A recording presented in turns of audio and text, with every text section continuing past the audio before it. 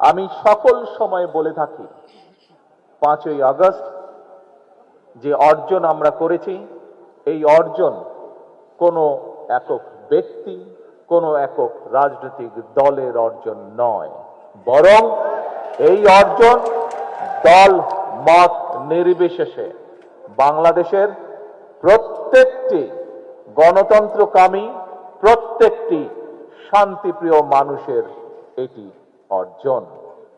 এই অর্জন করতে গিয়ে আপনাদের যারা উপরে বসে আছেন, এপাশে যারা বসে আছেন আমার হাতের ডান দিকে, তারা হয়তো দেখতে পাচ্ছেন, নিচে যারা বসে আছেন তারা প্রত্যেকে যদি আপনাদের ডান দিকে তাকান দেখবেন একটি ব্যানার আছে, ব্যানারে লেখা আছে জুলাইয়ে শহীদ হওয়া সর্বকনিষ্ঠ ফুলগুলো।